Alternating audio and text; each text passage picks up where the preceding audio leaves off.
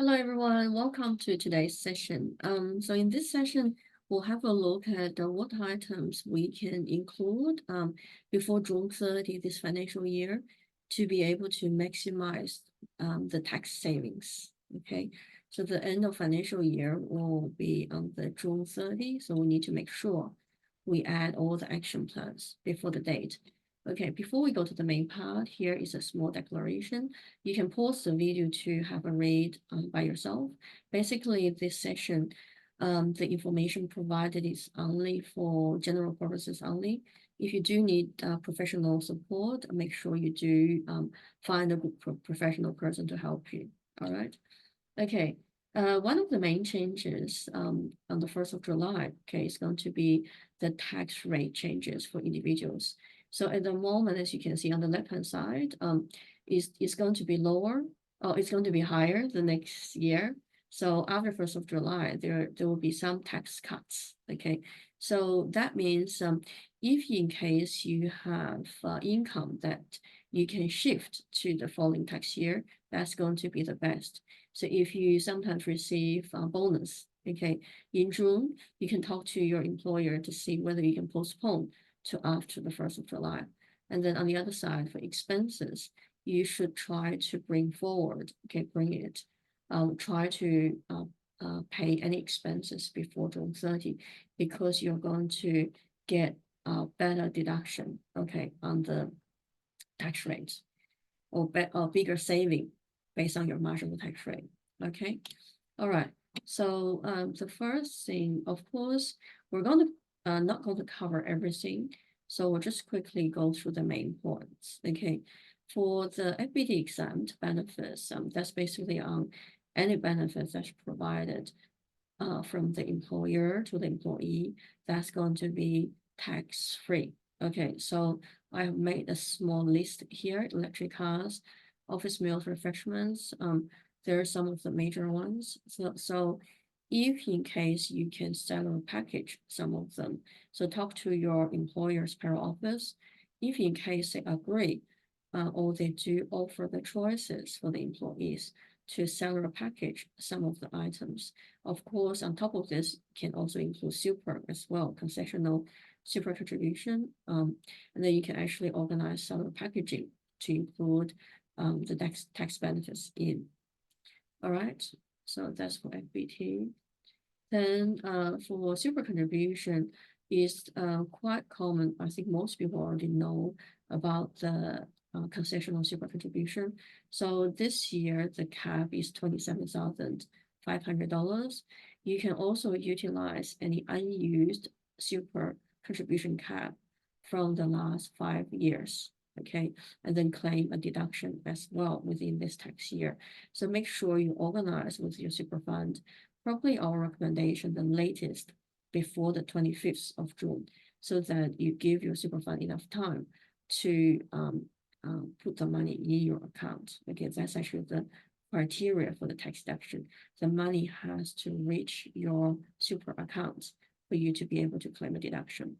Okay, and then also, of course, on top of that, you have first homeowner super savings scheme, so you can actually contribute to super and pay a less tax and use the savings to pay for your future first home price. Okay, and then also spouse super contribution, and that you can actually receive a small tax offset, yeah, for the contribution if your spouse is actually belongs to the low income earners, yeah, from the tax law requirement. And we also listed non-concessional super contribution here, just so that people don't underestimate the tax savings related to non-concessional super contribution.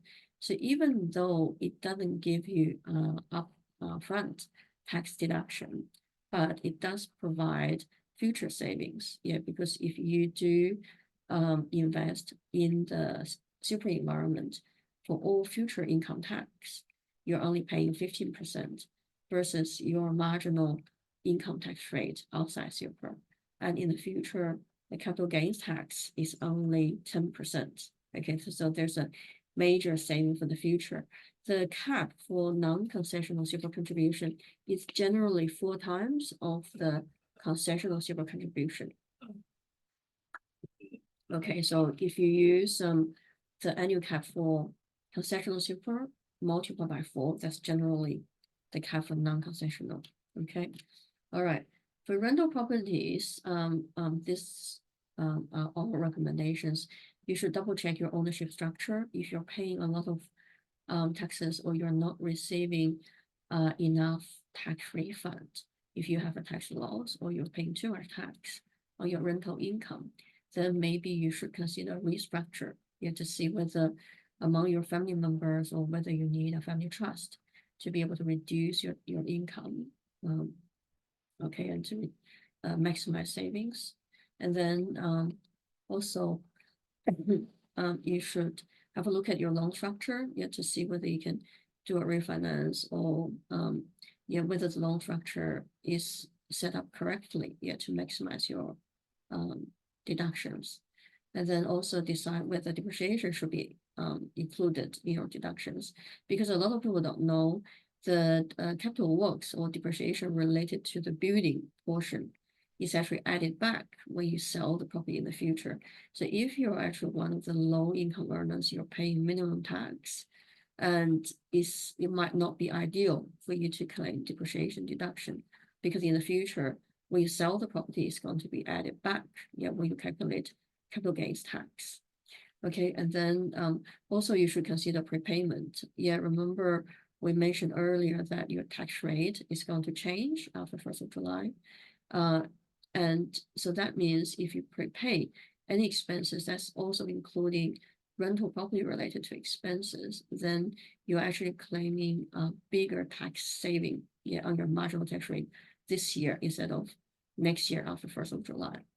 Okay, and then new properties, you should consider timing for repair maintenance. Yeah, we mentioned this in our other recordings, and that's important as well. And also borrowing costs.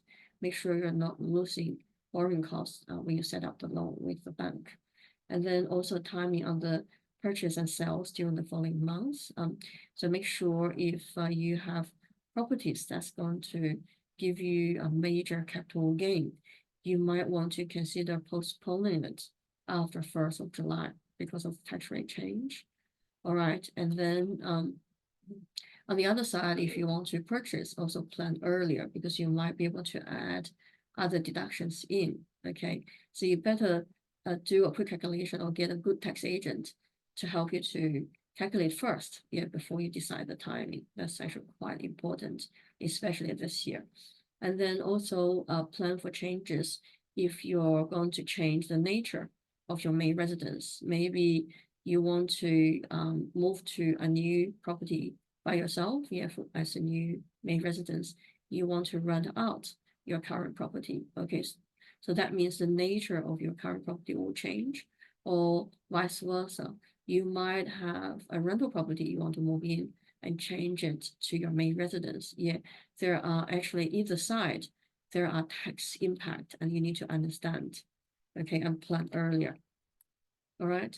Then there are other deductions as well. So motor vehicle, you should revisit the methods. Okay, should you start using a logbook method? It's not too late if you start a logbook now for the financial year. Okay, and then or should you just simply use the speculative method?